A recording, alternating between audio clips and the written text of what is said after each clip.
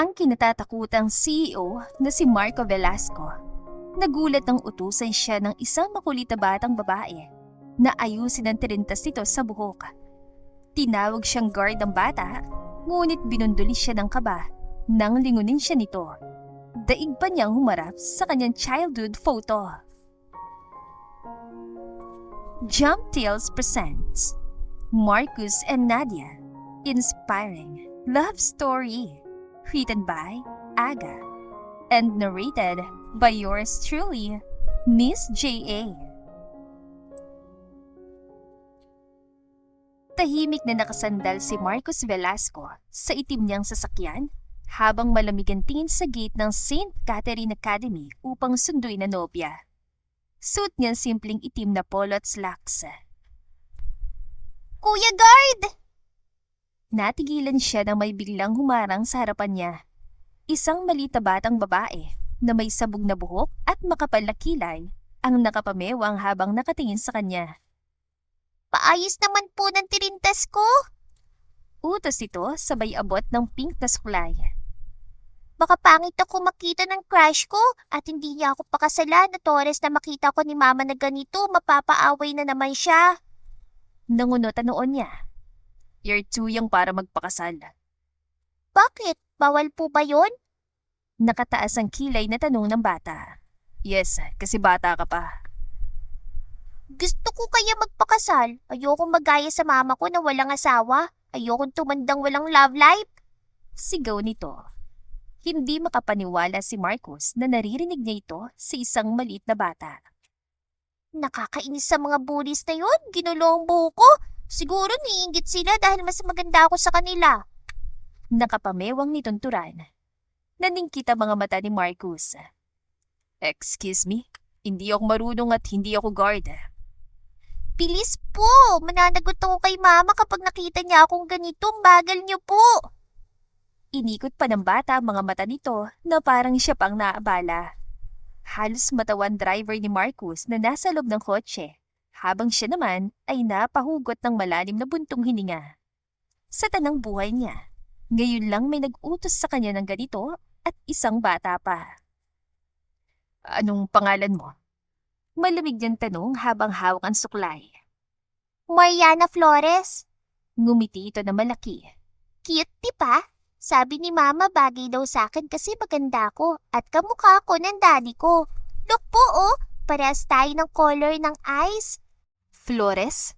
Iisang babae lamang ang kilala niyang Flores. Tama rin ang bata. Parehas sila ng mga mata.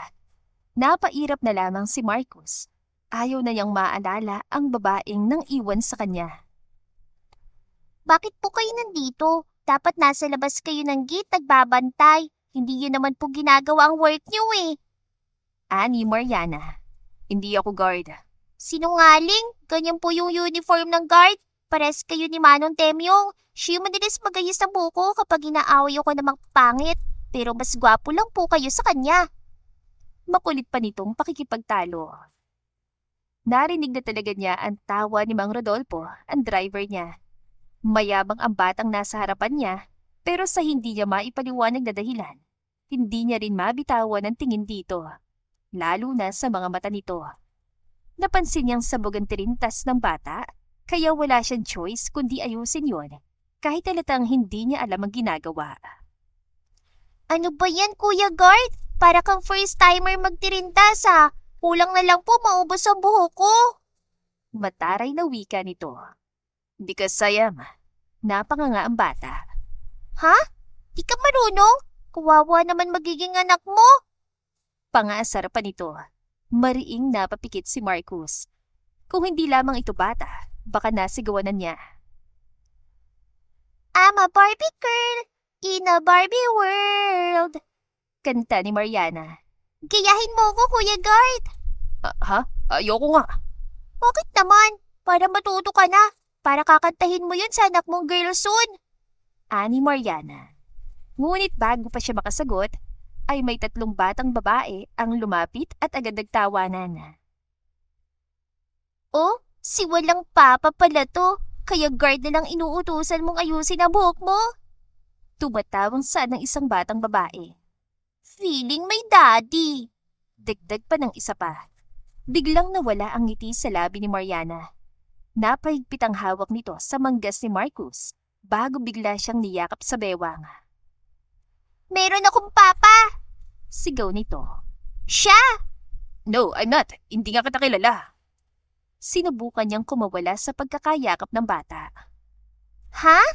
Sabay-sabay na sabi ng mga bata at biglang natawa. Papa ko siya. Taas noong ulit ni Mariana habang nakayakap sa kanya. At mas pogi siya kaysa sa mga papa niyong mababaho. Tahimik na napatitig si Marcus sa batang nakadikit sa kanya.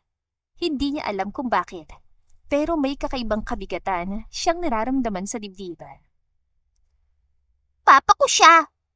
Ulit ni Mariana. Mas sumigpit ang kapit sa laylayan ng polo ni Marcus. At hindi niyo siya pwedeng tawaging mabaho rin gaya ng mga papa niyo kasi gwapo siya. Napatingin ang mga bully sa isa't isa. Sinungaling. Natatawang sabi ng isa. Wala kang ang papa eh. Nagulat pa nga siya nung sinabi mong siya yung papa mo, tinanggi ka pa niya. Alam namin yan. Dagdag ng isa pa. Sales lady lang ang nanay mo. Mahirap, tapos nag-iimbento ka pa. Biglang nagbago ang ekspresyon ni Mariana. Hindi totoo yan! Sigaw nito. Nanginginig na ang boses ito. May papa ako, at kahit mahirap kami, hindi kami masamang tao. Sinong papa? Yung hangin? Pangasar pa ng isa. Hey, stop! Hindi napigilan ni Marcus na mainis sa mga batang umaaway kay Mariana. Sinungaling ka kasi, Mariana! Asar pa ng mga bata. Doon na tuluyang sumabog si Mariana. May papa ako! Sigaw nito. Humakbang palapit sa mga kaaway. Gwapo siya! Buhay siya! Hindi niya kami iniwan! Kapag talaga tumanda ako, ipapakulong ko kayo! Natigilan lang ang bata nang hawakan ni Marcus ang balikat nito. Calm down. Malamig ngunit mababang tono niya. Enough. Sandaling tumigil ang bata. Pero kitang-kita sa mata nito ang galit at pagkapahiya. Sinungaling ka! Sigaw ng isang bully. Wala kang papa! Gumagawa ka lang ng kwento! Akmang lalapit pa sana mga ito nang bahagyang humakbang si Marcus sa harap ni Mariana. Sinabi ko nang tumigil kayo. Maikli niyang ulit. Gusto niyo bang isumbong ko lahat kayo sa teacher niyo? Mga bad kayo, ipatawag ang mga magulang niyo hindi marunong magpalaki ng tama? Napatras ang tatlong bata. Umalis kayo kung ayaw niyong ipakulong ko nga kayo. Dagdag niya, malamig ang boses. Sir, bakit ba pinagtatanggol mo sinungaling na yan? Tanong pa ng isa. Kasi anak ko siya. Nanlaki ang mga mata ni Mariana. Maging si Marcus ay nagulat din. O diba, papa ko siya. Wika ni Mariana. Ilang segundo lang ang katahimikan bago unti-unting umatras sa mga bully. Pero hindi pa rin nawawala ang mga ngisi nila. Magkikita pa rin tayo, Mariana. Sigaw ng isa bago tuluyang tumakbo palayo. Tanging pag-iyak lang ni Mariana ang naririnig. Unti-unti siyang bumitaw sa pagkakakapit kay Marcus. Sorry po. Mahinang sabi nito na kayuko. Alam ko naman po na hindi talaga ikaw yung papa ko. Natigilan si Marcus. Dahan-dahan siya lumuhod para magpantay sila ng tingin. Bakit mo sinabi yun? Bakit ka nagsinungaling? Hindi naman nakakaya na walang papa. Anya, mas mababa na ang boses. Hindi akalain ni Marcus na kaya pang maging malambing ng boses niya. Hindi sumagot ang bata. Para tumigil, ang mga pangit na yon. Hindi pa talaga nakukulong ang mga bullies. Ano ba namang bansa to? Walang silbi. Mahinang sagot ni Mariana kaya natawa si Marcus. You're funny. Just like someone so special to me. Her name is Nadia. Nangunot ang noon ng batang babae. Nadia? Nadia pong pangalan ng mama ko. Kilala niyo po siya? Baka lang po magkapangalan sila ng mama ko. Tanong ng bata. Mamaya nandito na siya para sunduin ako. Nadia Flores. Mariana Flores? Wika sa isip ni Marcos. May kung anong hindi maipaliwanag na kumurot sa dibdib niya.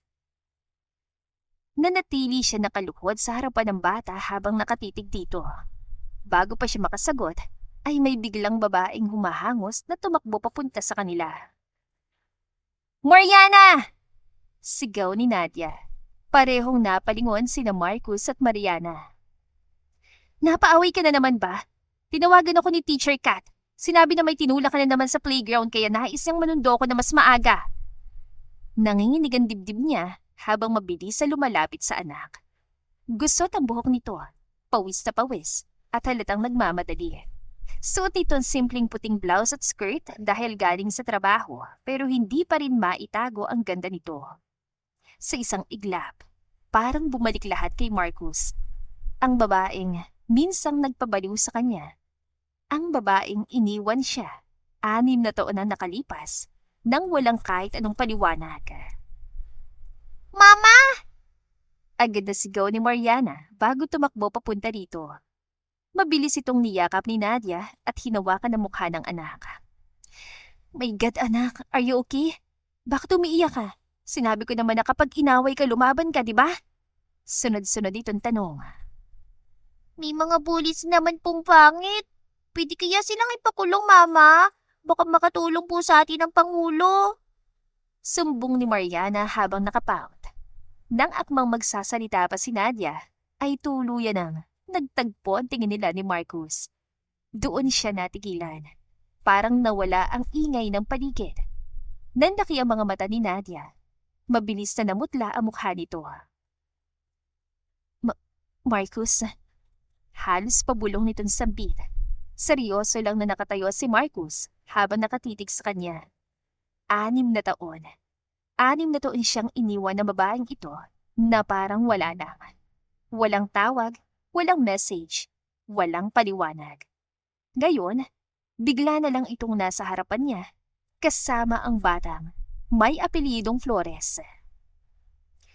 Long time no see, Nadia. Malamig niyang bati. Hindi agad nakasagot si Nadia. Halatang hindi nito alam kung paano haharap sa kanya. Samantalang si Mariana naman ay salitan lang ang tingin sa kanilang dalawa. Mama? Kunot noong tawag ng bata. Kilala mo si Kuya Guard? Ang pogi niya, no? Napakurap si Nadia. Kuya Guard? Opo, siya po. Saad ni Mariana at tinuro si Marcos na may hawak na pink na suklay. Mariana, mabilis itong sabi. Hindi siya guard. Ha? Baka tanod siya. Napanganga ang bata. Bakit po para sila ng uniform ni Manong Temyong? Marcos, OMG babe, sorry pinaghintay kita. Biglang dating ni Teacher Kat at lumapit kay Marcos bago ito halikan sa pisngi. Naniga si Nadia. Parang may malamig na tubig na biglang bumuho sa buo niyang katawan. Babe, nobya niya si Teacher Kat? Ang teacher ng anak namin, si Mariana? Tanong ni Nadia sa kanyang isipan. Agad siya napaatras ng bahagya habang mas hinigpitan ang hawak kay Mariana. Mahabang panahon ng 6 na taon, kaya hindi na dapat siya nagulat na may nobya na ngayon ang lalaking nangwasak ng kanyang Barbie cave. Samantalang si Mariana naman ay napatingin kay Teacher Kat saka kay Marcos. Teacher Kat, Kunot noong sambit ng bata. boyfriend mo po si Kuya Guard? Halos mabulunan si Kat sa tanong nito. Kuya, guard? Napatawang ulit ito habang napatingin kay Marcos. Madilim ang mukha ng lalaki. Samantalang si Nadia ay pilit ng iniiwas ang tingin. Nako, pasensya na Teacher Kat. Akala kasi ni Mariana na gwardya ang nobyo niyo. Pares daw kasi ng uniform ni Mang Temyong. Ayaw niyang manatili pa roon. Ayaw niyang mag-isip si Marcos. Ayaw niyang mapansin ito kung gaano nito kamukha si Mariana. Para silang pinagbiyak na inodoro kung titignan. Saad pa sa isip niya. Mama? Bulong ni Mariana habang nakatingin sa kanya. Bakit parang naiihi ka na po o baka natatai ka? Napakurap si Nadia. Anak, pilit siyang ngumiti. Uuwi na tayo. Ha? Hindi pa po ako nakakapag-thank you kay Kuya Guard, Kuya Pogi. Ani Mariana. Okay na yon. Mabilis niyang putol. Napakunot noo si Marcus habang nakatingin sa kanya. Lalong kinabahan si Nadia. Kilala niya ang tingin yun. Kapag ganyan tumingin si Marcus, nag-iisip ito at kapag may pinaghihinalaan ito, hindi ito titigil hanggat hindi nalalaman ng totoo. Wait. Natigilan si Nadia na marinig ang boses ito. Mabagal siyang napalingon kay Marcus. Ano po yon? Malamig niyang tanong kahit halos bumilis na ang tibok ng puso niya. Tahimik lang na nakatitig si Marcus kay Mariana. Sa mukha nito, sa mata nito, sa makapal na kilay nito. Parang may batang bersyon niya sa harapan niya. 5 years old siya. Bigla nitong tanong. Napalunok si Nadia. 5 years old po ako, turning 6 next month. Proud na singit ni Mariana. Hindi inalis si Marcus ang tingin sa bata. Nasaan ang papa niya? Tanong ni Marcus. Mas lalong namutla si Nadia. Hindi siya nakasagot. Answer me, Nadia. Tahimik ang boses ito, pero sapat para maramdaman niya ang bigat noon. Nakita rin ni Kat ang tensyon, kaya nagtataka na patingin sa kanilang tatlo. Babe, mahinang tawag nito kay Marcus. What's going on? Ngunit parang walang ibang naririnig si Marcus. Nakatitig lamang ito kay Nadia. Mama, Bulong ni Mariana. bakit parang galit si Kuya Pogi? May atraso ka po ba sa kanya? Huwag mo pong sabihin na isa siya sa nabudol niyo. Pasimpleng kinurot ni Nadia ang anak. Hindi siya galit. Mabilis niyang sagot. Manahimik ka, Mariana. Pero mali siya. Kilala niya si Marcus at alam niyang galit ito. Anak, pilit niyang pinakalman sarili bago umiti kay Mariana. Uwi na tayo. May overtime pa si Mama mamaya. Pero Mama, wala nang pero-pero, Mariana. Natigilan ng bata. Bihira niya itong pagsalitaan ng ganoon. Agad naman tumahimik si Mariana at yumakap sa bewang niya. Bye po Kuya Pogi. Sayang hindi ka 5 years old. Damulag ka na, pakakasalan pa sana kita. Mahinang paalam nito kay Marcus habang bumubungis-ngis. Kumibot ang panga ni Marcus. Hindi siya sumagot at lalo yung nagpakaba kay Nadia. Mabilis niyang hinila palayo si Mariana. Ramdam niyan tingin ni Marcus sa likod niya habang naglalakad sila papalayo. Bawat hakbang niya, parang lalong bumibigat ang dibdib niya. Mama, Bulong ni Mariana habang naglalakad sila. Pogi po si Kuya Guard. Mariana, manahimik at huwag ka na lalapit sa kanya. At mabango po kaya bakit hindi ko lalapitan? Kinikilig na tanong nito. Anak, At parang kamukha ko po siya ng very slight. Same kaming gray ang eyes. putol nito sa sasabihin ni Nadia. Nanlaki ang mga mata niya habang mabilis na yumuko kay Mariana. Huwag mo sasabihin yan kahit na kanino, okay? At huwag ka na lalapit pa sa kanya kasi baka ano pang sabihin ng nobya niya. Mabilis niyang sabi. Hindi niya alam kung paano niya ipapaliwanag sa anak niya na ang lalaking tinawag nitong Kuya Pogi ay ang totoong ama nito. Ang lalaking iniwan niya. Ang lalaking hindi niya sinabihan tungkol sa pagbubuntis niya. Mama? Takang tawag ni Mariana. Pilit siyang umiti. Makinig ka na lang kay Mama. Mahinang sabi niya. Basta, umiwas ka muna kay Kuya Pogi, ha? Nagpout si Mariana. Bakit naman po? Inawan niya po kasi yung mga bullies para hindi na ako asarin. Lalong sumikip ang dibdib ni Nadia. Dahil kahit kailan, ganon si Marcus. Malamig sa lahat pero kapag pinoprotektahan ka nito, pakiramdam mo kaya nitong wasakin ang buong mundo para sa'yo. At iyon mismo ang kinakatakot niya. Tahimik lang si Marcus habang nakatanaw sa papalayong mag-ina.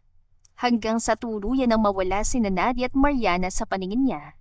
Pero nanatili pa rin yung kakaibang bigat sa dibdib niya. Hindi siya tanga. Hindi pwedeng nagkataon lang lahat.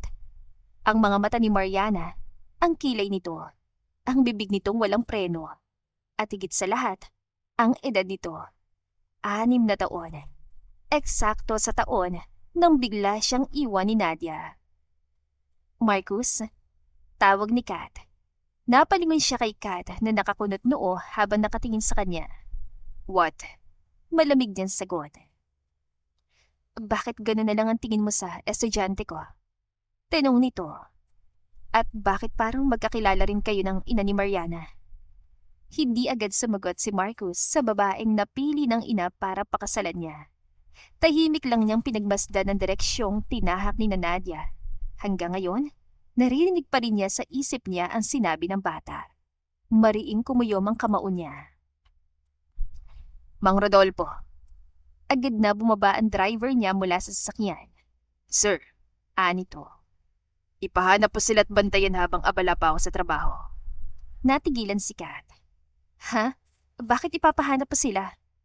Malamig ang mukha ni Marcus habang hindi inaalis ang tingin sa malayo.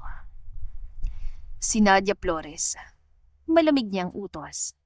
At ang batang si Mariana. Marcus! Gulat na tawag ni Kat. Why would you do that? Ngunit parang wala itong narinig. May kutob siya at kailanman, hindi pumapali ang kutob niya. Samantala, halos hindi mapakali si Nadia habang hawak ang malit na kamay ng anak. Mama, Mahinang tawag ng bata. galit ka po ba? Hindi agad siya nakasagot. Hanggang ngayon ay nanginginig pa rin ang dibdib niya. Hindi niya inakalang magkikita silang muli ni Marcus at lalong hindi niya inakalang magiging nobya nito ang teacher ng anak niya.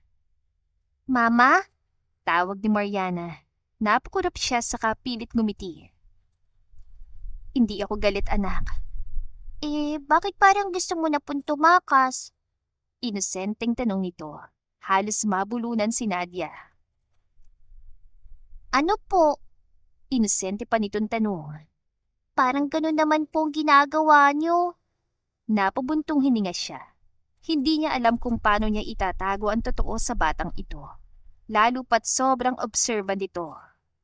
Mama, Muling tawag ni Mariana habang naglalakad sila. crush mo po ba si Kuya Pogi nun? Kasi para po talaga kayong magkakilala. Biglang nabilaukan si Nadia. What?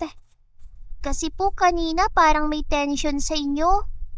Pinaliliitan siya ng tingin nito. Tension? Saan mo naman natutunan yung word na yan, Mariana? Kung ano-ano na lumalabas sa salita sa bibig mo. Hindi naman po ako pipi, Mama. Siyempre, magsasalita po talaga ako. Kapag naging pipi ako, promise, hihinto na ako mag-talk. Sign language na lang. Pilos sa po nitong sabi. Mariana, yung bibig mo. Napapikit si Nadia. Mama, Dagdag pa nito. kapag ba may tension, ibig sabihin naghali ka na? Mariana Flores? Bumungisngis ang bata habang nakayakap sa braso niya. Pero siya, lalong kinabahan. Dahil baka hindi lang simpleng kutob ang meron si Marcus. Baka naghihinala na talaga ito. Kinagabihan, tahimik na umiinom si Marcus ng whiskey sa penthouse niya habang paulit-ulit na pumapasok sa isip niya ang mukha ni Mariana. Parang may bumubulong sa kanya. Anak ko siya. Wika mula sa kanyang isipan. Mariing napapikit si Marcus. Kung ano ko ang bata, bakit itinago yun ni Nadia sa akin? At bakit niya ako iniwan? Bulong niya. Marcus. Napamulat siya na marinig ang boses ng kanyang ina. Pumasok si Veronica sa living area habang elegante itong nakasuot ng silk dress. Bakit ganyan na naman ang mukha mo? Tanong nito. Nothing. Hindi ako naniniwala. Nagsabi sa akin sikat na inaway mo na naman siya. Mataray na sadang matanda. Natahimik lang siya. Napailing ang ina niya bago umupo sa tapat niya. By the way, casual itong sabi. Kinausap ako ng pamilya ni Kat. Napatingin siya rito. Gusto na nilang ayusin ang kasal. Kumunot agad ang noon niya. Kasalan? Malamig niyang ulit. Yes. Tumaas ang kilay ng ina niya. 30 ka na, Marcus. Hindi ka habang buhay na magiging bachelor ka. Ayusin mo ugali mo. Nakakailang babae ka na. Walang tumatagal dahil sa kagaspangan ng pag-uugali mo. Wala pa akong plano magpakasal. Pero si Kat meron. Saan nito? Tahimik lang siya. At bagay naman kayo. Dagdag pa nito. Teacher siya. Desente. Maayos na pamilya. Hindi kagaya ng yung babaeng bayaran na yan na halata namang pinagkakaperahan ka para lang makapag-aral ng kolehiyo. At anong kayang i-offer sa'yo? Katawan niya? Alam agad ni Marcus kung sinong tinutukoy nito. Si Nadia. Ang babaeng hindi kailanman nagustuhan ng kanyang ina. Mama, mag-ingat ka sa mga sinasabi mo.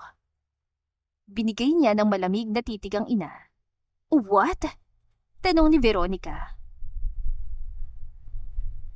Mahal ko ba si Kat? Derechahan niyang tanong. Natigilan si Veronica at sa katahimikan sumunod, alam na agad ito ang sagot. Walang pagmamahal na nararamdaman si Marcus para kay Kat. Komportable ito rito pero hindi nito mahal. Ayoko pang magpakasal, Mama. May mahalaga pa akong gagawin.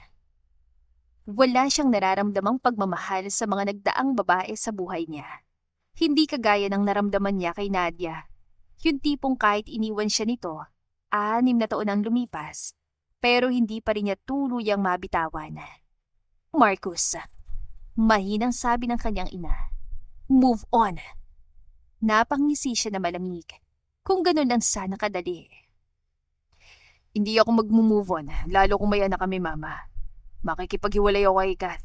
Kung meron akong pakakasalan, ang bungangerang si Nadia Flores yun. Halos lumuwa ang mga mata ni Veronica sa narinig. Siya lang at wala ng iba. Samantala, hindi mapakali si Nadia sa maliit nilang apartment.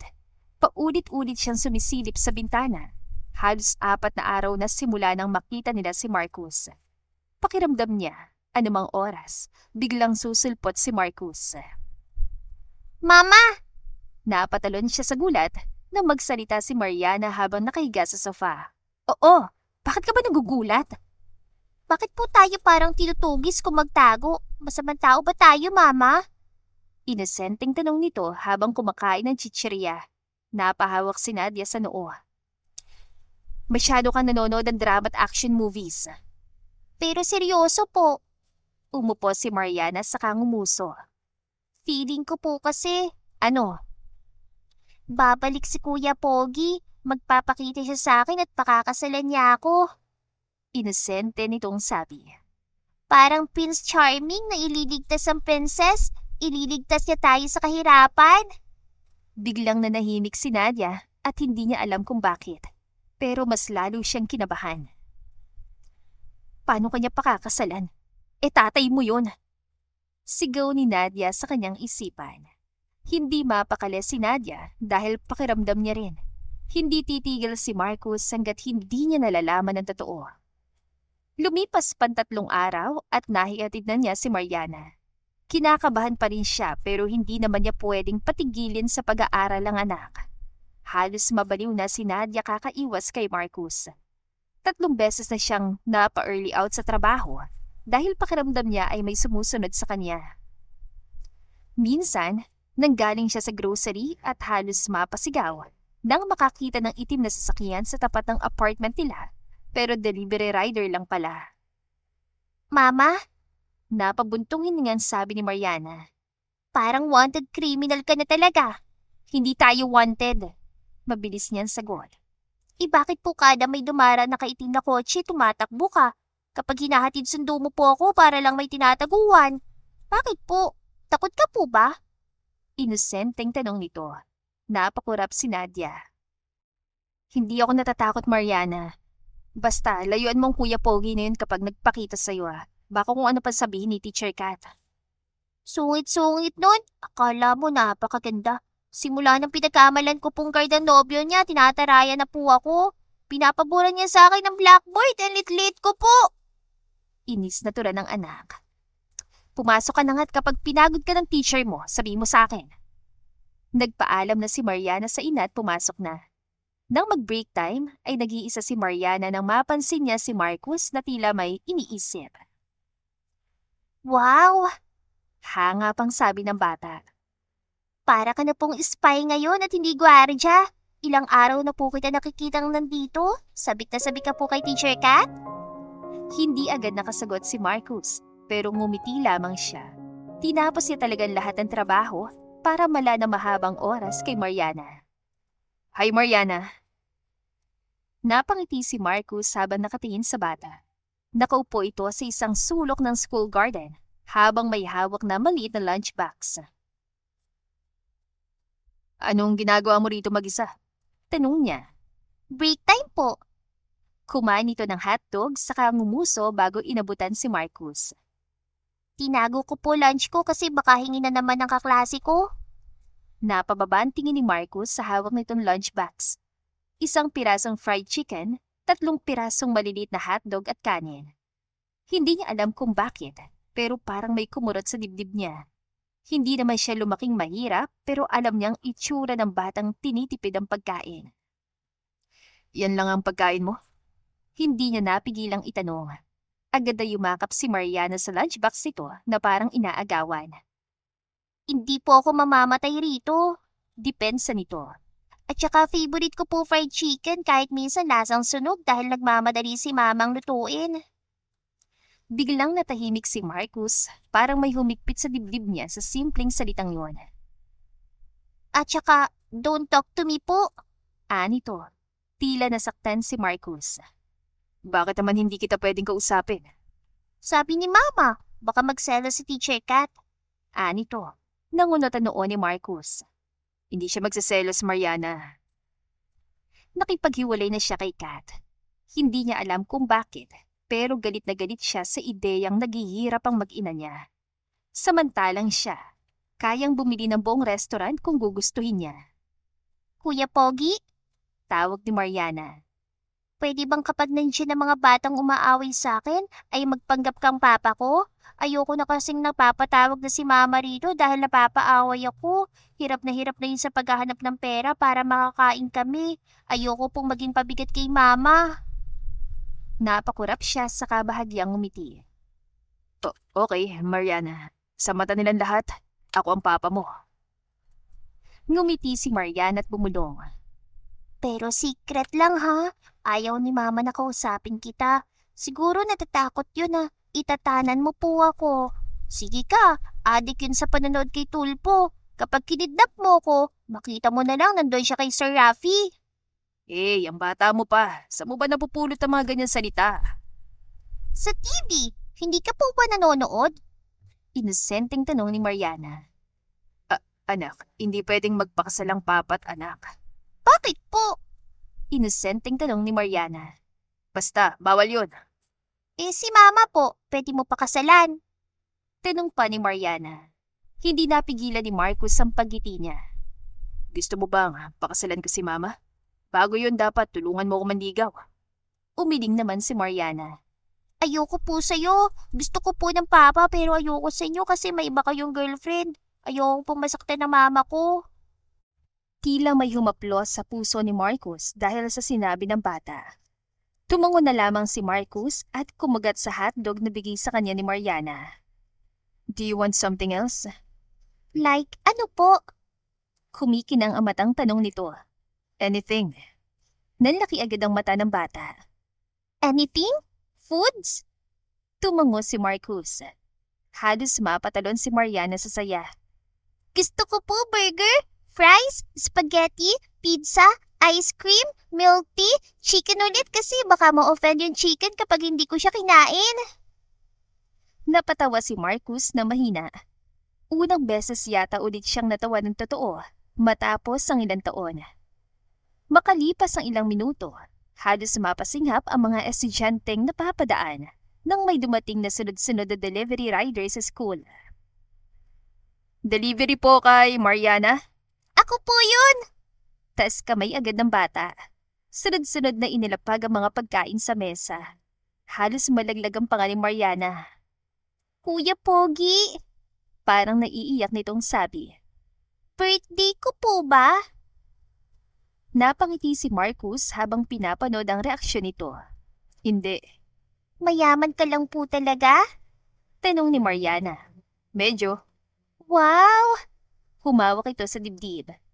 Mama, patawarin niyo po ako, pero gusto ko na pong magpampon kay Kuya Pogi. Napailing si Marcus habang natatawa. Hindi ba magagalit ang mama mo? Biglang napasimangot si Mariana. Magagalit po yun. Umupo ito. Ayaw niya po sa'yo eh. Talaga? Bakit daw? Opo, Kumain ito ng fries. kapag ikaw po pinag-uusapan namin, para pong anytime mahihimatay si Mama. Mariing napatitig si Marcus sa bata. Anong sinasabi ng mama mo tungkol sa akin? Napaisip si Mariana. Sabi niya po, layuan daw kita. Bakit naman? Hindi ko rin po alam. Kumagat ito ng burger. Pero feeling ko po, Pabulong nitong sabi sabay lapit sa kanya. Ano yon? Parang spy na tumingin-tingin muna si Mariana bago nagsalita. may history po kayo. Napatas ang kilay ni Marcus. History? Opo, Tumango-tango pa ito. kasi po kapag ikaw pinag-uusapan namin, para pong gusto ni Mama tumalon sa bintana. Halos matawa si Marcus, pero mas nanaig ang kaba sa dibdib niya. Mariana, maingat yan saad. Nasaan ang totoo mong papa? Biglang natahimik ang bata. Sandaling napayuko ito habang iniikot ang fries. Wala po, hindi ko po alam. Sagot nito. Kumunot ang noo ni Marcus. Patay na ba? Hindi ko po alam kung kasama na niya si Lord, pero sana naman hindi. Wika ni Mariana. Parang may mabigat na bagay na bumagsak sa dibdib ni Marcus. Hindi sinabi ng mama mo kung nasan siya? Umiling si Mariana. Pero okay lang po. Mabilis sa dagdag ng bata. Hindi ko naman po kailangan ng daddy. Talaga? Opo, Ngumiti ito. kaya naman po ako buhayin ni Mama kahit makulit ako. Tahimik lang si Marcus habang nakatingin dito. Habang mas tumatagal, mas lalo niyang nakikita ang sarili niya rito. Pati pagtaas ng kilay, pati pagsasalita, pati mannerism. Palaging sinasabi ni Mama na hindi na namin kailangan pa si Papa kasi okay naman na po kami. Tingin ko po sa kagaya sa palabas na pinapanood ko po sa TV is sinaktan ni Papa si Mama ko. Dagdag pa ni Mariana habang kumakain. Paano kung hinahanap ka rin ng papa mo? Bakit niya po ako hahanapin? Hindi naman po kami naglalaro ng tagu-taguan. Tanong ng bata. Malakas na tumawa si Marcus. Parehas talaga kay ni Nadia. Piloso po. Habang tumatagal ang usapan nila, mas lalo siyang kinikilabutan. Dahil pakiramdam niya, unti-unti nang binibigay ni Mariana ang sagot na ilang taon niyang hinahanap. Crush mo po ba si Mama? Mausisang tanong ni Mariana. Diretsyong napatigil si Marcus. Sa gilid ay mabilis na napaiwas ng tingin si Mang Rodolfo, kunwari walang narinig. Saan mo naman nakuha yan? May chemistry po kasi kayo tapos iba pa po kayo tumitig sa mama ko. Proud itong saad. Chemistry? Opo, Tumango ito. kapag po nakikita ka ni Mama, parang gusto niyang tumae. Biglang napaubo si Marcus. Napalingon tuloy ang ibang teacher sa cafeteria. Mariana. Gulat na si Tanya. Ano po? Inosenteng tanong nito. Totoo naman po, namumutla siya tapos pinagpapawisan. Tapos tinatanong mo kung nasa na papa ko. Gusto mo ba maging papa ko? Mariing napahawak si Marcus sa noo, pero halatang pinipigilan ng pagtawa. Kuya Pogi, Bulong pa ng bata habang lumalapit sa kanya. secret lang po natin ha. Ano?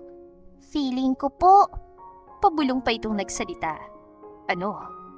type ka rin ni Mama. Nito. Napangisi si Marcus. Talaga? Opo, Tumango ito. kasi po kapag hindi mo type ang isang tao, hindi ka matatakot sa taong yon. Sandaling natahimik si Marcus dahil tama naman ang bata. Takot si Nadia at mas lalo tuloy niyang gustong habulin ito. Nang magsimula ang klase ni Mariana, ay pasimpleng kinuha ni Marcus ang kutsara nito at ibinigay kay Rodolfo. Ipa-DNA test mo. Ipagdasal mo, Nadia, na negative ang lumabas. Dahil kung hindi, akin ka na. Di ka na makakatakas pang muli. Wika ni Marcus sa kanyang isip. Kinabukasan, tahimik na naglalakad si Nadia papasok sa cosmetic branch na pinagtatrabahuhan niya sa loob ng mall. Nakaayos ang buhok niya habang dalang malita bag at tumbler. Pagod na pagod siya kagabi dahil nilagnat pa si Mariana matapos ubusin ng kung ano-anong pagkain na bigay ni Marcus. Pagkapasok niya sa branch ay agad siya nagsuot ng name tag. Good morning, bati ng manager nila. Good morning po. Pero halos mapahinto siya nang makita ang lalaking nakatayo sa gitna ng branch. Nakatayo roon si Marcus. Nakapolo itong itim habang seryosong tumitingin sa mga display ng lipstick. Halos mawala ng kulay ang mukha ni Nadia. Good morning. Kalmadong bati ni Marcus na parang normal ang lahat. Pero ang totoo ay halos mabasag ng dibdib ni Nadia sa kaba. Kailangan niyang maging professional. Good morning po, sir. May maitutulong po ba ako? Sandaling nagtagpo ang mga mata nila at agad na umiwas si Nadia. I'm looking for lipstick. Anong shade po ba? Hindi ko alam. For your girlfriend po ba? Diretso na patingin si Marcus sa kanya, samantalang tila naging mapait ang umaga ni Nadia. Maybe. Ikaw, ano bang shade ang gusto mo? Halos masamit si Nadia. Sir, nagtatanong lang po ako ng shade na baka gusto ng girlfriend niyo. Napangisa si Marcus ng bahagya. Mas lalong tumibok ng mabilis ang puso ni Nadia. Anong bagay sa isang babaeng mahilig tumakas? Sorry po, ano po ulit yon? Kinakabahan na si Nadia dahil pinapatamaan siya ni Marcus. Yung tipong 6 na taon nawawala tapos nung nagpakita, may kasama na isang bata. Halos maputol ang paghinga ni Nadia pero mabilis niyang pinigilan ang kanyang emosyon. Nadia, kailangang professional ka. Bila ni Nadia sa kanyang sarili. Sir, baka po gusto niyo tong nude shades namin. Long-lasting po. Iniiba niyang usapan dahil ayaw niyang mapunta kay Mariana ang usapan nila. Long-lasting? Kiss-proof? Yung dati kasing bumabalo sa akin, kiss-proof ang lipstick niya. Kaya kapag hinahalikan niya ako na marahas, hindi nalilipat sa labi ko ang marka. Namula si Nadia pero ayaw niyang isipin na siyang tinutukoy ni Marcus lalo pat may nobya ito. Sariwa pa sa isip niyang pamamahiya ni Mrs. Velasco sa kanya noong nalaman na siyang kinababaliwan ni Marcus. Gaano ba karahas manghalik ang nobya mo noon, sir? I don't know. Bakit hindi mo tanungin ang sarili mo? Ganun ka ba, karas sumalik? Kulang na lang, ubusin mo labi ko. Mariin na napapikit si Nadia at hindi na sumagot pa. Pakiramdam niya ay nakikipaglaro lamang sa kanya si Marcus. Kinuha na lamang niyang isang lipstick saka inabot dito pero hindi yun kinuha ng lalaki. Sa halip, diretso lang itong nakatingin sa kanya. Bakit ka umalis nun? Bakit mo ko iniwan sa araw pa mismo kung kailan ipinangako ko sa iyong pakakasalan kita? Dahil ba, nakipagtalik ako sa iyo ng walang kondom? Tuluyang naniga si Nadia. Sir, nasa trabaho po ako at wala po akong alam sa mga pinagsasasabi mo. Oh, come on, Nadia. Napagod ka pa sa akin. Sinabi ko sa iyo na hindi na natin kailangan pang maging friends with benefits. Pwede nating seryosohin pero umalis ka ng parang bulat ninakawan pa ako ng brief. Napahigpit ang hawak ni Nadia sa lipstick. Diyos ko naman, bakit ngayon pa? Bakit ngayon pa ako hinahabol na nakaraan? Tanong ni Nadia sa kanyang isipan. Batas ang pangarap sa'yo ng mga magulang mo nun, Marcus. Hindi tayo magkalibel. Nakikipagtalik ako nun sa'yo kasi ginagamit kita para makapag-aral din. Sinabi ko na sa'yo, handa akong magpagamit sa'yo kahit pera lang habol mo sa akin. Ngunit alam ni Nadia na mahal niya si Marcus noon at hanggang ngayon. Hindi ko obligasyong magpaliwanag. Pero may obligasyon ka sigurong sabihin sa akin kung bakit parang carbon copy ko yung anak mo. Diretsyong namutla si Nadia. Pakiramdam niya tumigil ang mundo niya. Halos mawalan siya ng lakas sa mga tuhod pero pilit siyang umiti. Sir, maraming bata na makikita mong kamukha mo kaya huwag kang mag-assume. Really? Same eyes? Same color hair? Same dimples? Madiin na napapikit si Nadia. Naramdaman niya ang totoong takot dahil pakiramdam niya. Malapit nang mabunyag ang sikreto niya. Nasaan ang tatay ni Mariana? Sagutin mo ko hanggat hindi pa ako nagagalit, Nadia. Wala kang karapatang magtanong. May karapatan ako kung anak ko siya. Parang may sumabog sa tenga ni Nadia. Agad siyang lumingon sa paligid. Buti na lang at abalang ibang staff sa mga customer. Hinaan mong boses mo. Bakit? Ayaw mo may makarinig na may anak ka sa akin. Bakit? May nobyo ka rito. Sino't maupakan ko? Ganito talaga si Marcus. Noon at ngayon, isang possessive na lalaki. Wala akong boyfriend. Dapat lang. Kasi ako mismo magiging dahilan ng hiwalayan niyo. Marcus, may nobya ka. Halos isigaw yon ni Nadia. Yes, you. Halos malaglag ang panga ni Nadia. Now, tell me the truth, Nadia. Nanginginig ang kamay ni Nadia. 6 na taon niya itong itinago. 6 na taon niyang pinaniwala ang sarili niyang kaya niya lahat, pero ngayong kaharap niya si Marcus. Pakiramdam niya, unti-unti nang bumibigay ang lahat ng pader na ginawa niya. Hindi mo kailangang malaman. Kailangan kong malaman para mapakasalan kita. Kailangan ko na rason ng pag-alis mo nun. Si Mariana ba'y anak ko? At hanggang kailan ka magmamatigas?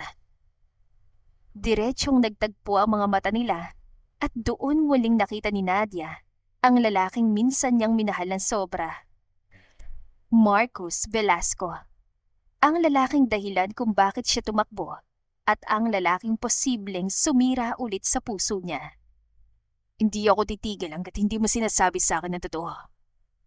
At eksakto ang sandaling yon, nag-vibrate ang cellphone ni Marcus. Nagkatinginan sila. Dahan-dahang sinagot ni Marcus ang tawag habang hindi inaalis ang tingin kay Nadia. What is it, Mang Rodolfo? Tahimik siya nakinig pero habang tumatagal, unti-unting nagbabago ang ekspresyon niya. Sir, positive po. Anak niyo raw po ang batang carbon copy niya, sabi ni Doc. Wika ni Mang Rodolfo sa kabilang linya. Sigurado ka? Yes, sir. Sesendan ka raw po ng copy pero hawak ko na po ang papel. Saan nito? Parang nawala ng hangin sa paligid.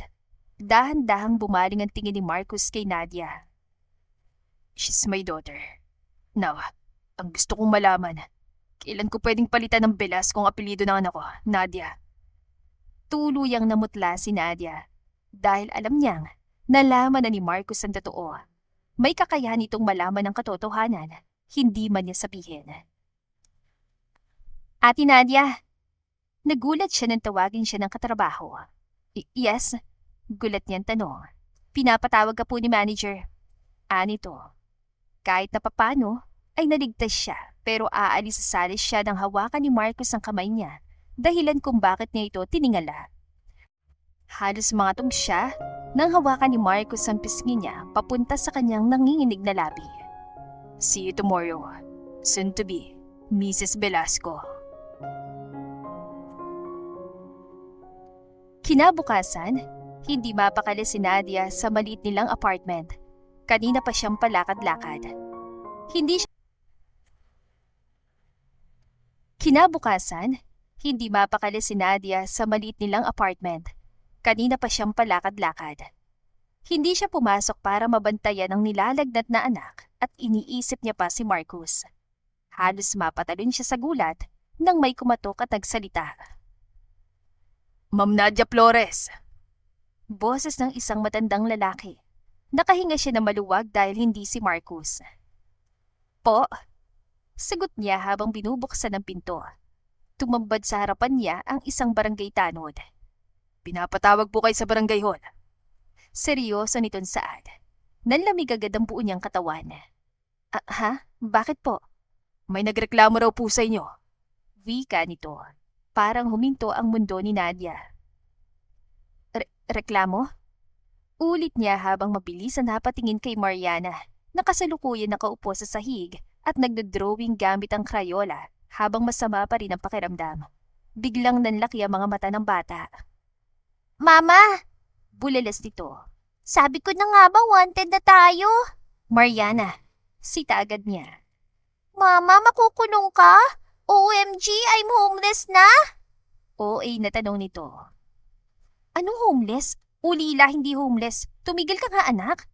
Napahawak si Nadia sa noo. Anong reklamo po? Pilit yan tanong sa tanod. Hindi ko rin po alam ma'am, basta pinapapunta po kayo ngayon din. Anito, lalong bumilis ang tibok ng puso niya. Hindi kaya, hindi pwedeng si Marcos sa ganang dahilan. Anya sa isipan. Wala naman sigurong paraan para mahanap siya agad ito.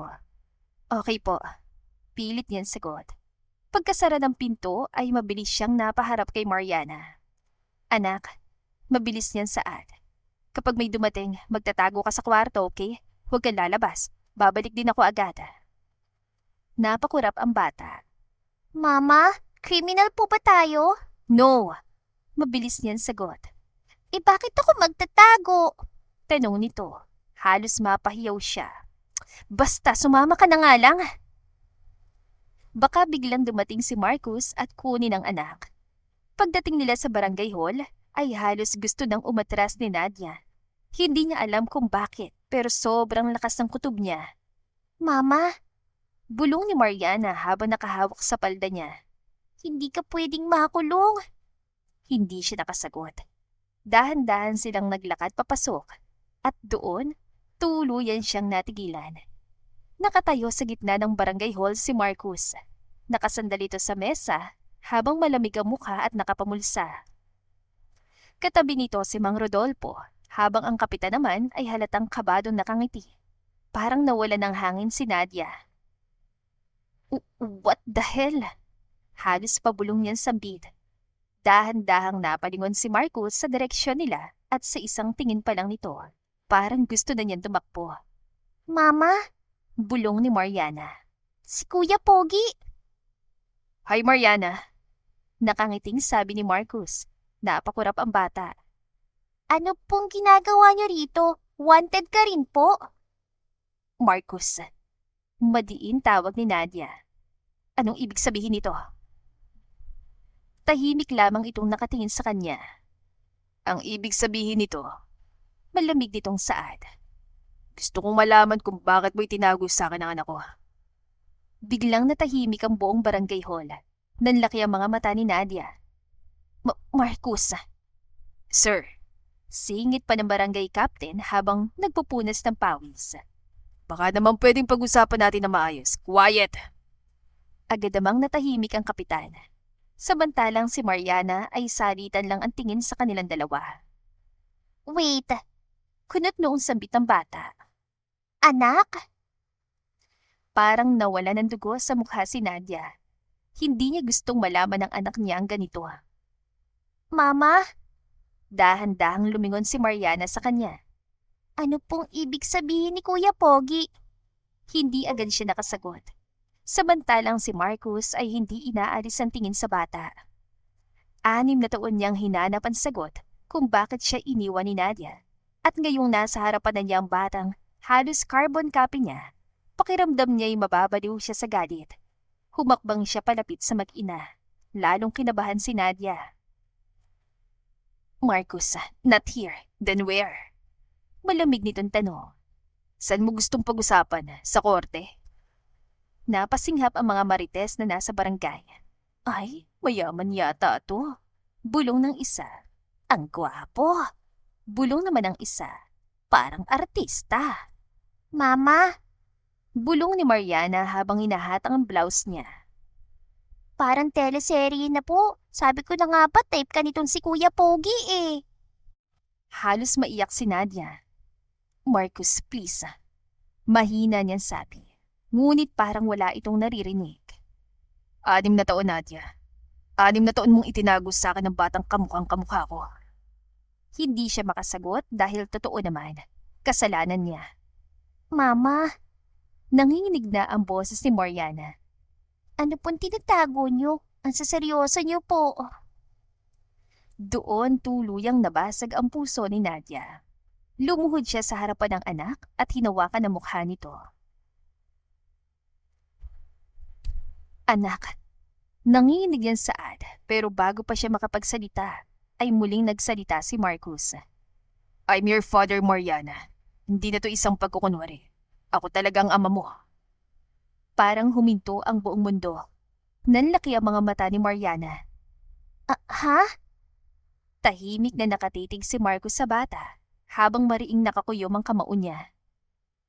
At matagal kang itinago ng mama mo sa akin. Marcus! Sigaw agad ni Nadia. Ngunit huli na dahil tuluyan ang natulala si Mariana. Kuya, Pogi, hindi po porket marami kang binibiling foods para sa akin, pwede na kita maging tunay na papa. Mahina nitong sampit. Kumirot ang dibdib ni Marcus sa narinig. Hindi niya alam bakit pero pakiramdam niya may parte sa kanya na matagal nang nawawala at ngayon lang bumalik. Dahan-dahan siyang lumuhod sa harapan ng bata. Hindi na Kuya Pogi. Mababa niyang saad. Papa, call me Papa, Mariana. Umiling ang bata at tumingin sa kapitan. Kap, may baliw po rito. Saad ni Mariana at tinuro si Marcus ngunit maluha-luha na mga mata niya. Sandaling natahimik si Mariana. Mama, umuwi na po tayo. Naiiyak na saada ng bata. Parang dinurog ang puso ni Nadia habang nakatingin sa anak niyang namumulang mukha dahil sa lagnat at umiiyak na sa gitna ng barangay hall. Lumuhod siya agad sa harapan nito. Anak.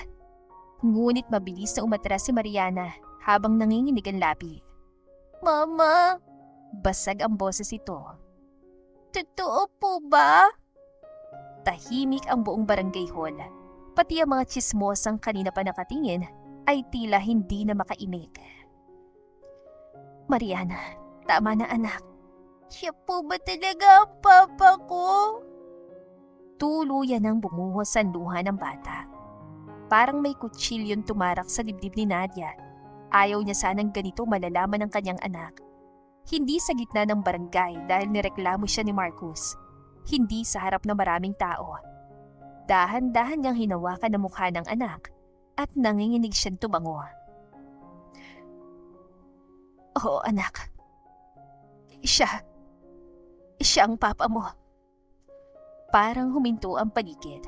Tuluyang napaiyak na malakas si Mariana. Mama naman eh. Hagulgol nito habang nanginginig ang maliit na katawan. Bakit mo po sinabi na wala akong papa? Napayakap agad si Nadia rito. I'm sorry. I'm sorry, baby. Mama! Umiiyak na saad ni Mariana. Akala ko po, ayaw niya sa akin. Diretsyong kumirot ang dibdib ni Marcus. Pakiramdam niya sinasakal siya sa narinig. Agad siyang lumapit sa bata. No. Mariin ang boses niya at hinawakan nito sa pisngi. No baby, never. Napatingin si Mariana sa kanya habang tuloy-tuloy ang luha. Pero wala ka po ng mahabang taon. Hikbi nito. Halos mawala ng hininga si Marcus dahil tama ang anak. Wala siya sa unang hakbang nito. Wala siya nung unang nagkasakit ito. Wala siya sa bawat birthday, sa bawat iyak, sa bawat takot. 6 na taon siyang ninakawan ng pagkakataong maging ama. Hindi dahil ayaw kita, kaya ako nawala. Nakatitig lang si Mariana sa kanya habang umiiyak. Hindi ko alam na meron akong isang prinsesa. Biglang nanginig ang labi ng bata. Mama! Humihikbi nitong saad habang lumilingon kay Nadia. Totoo po ba yun?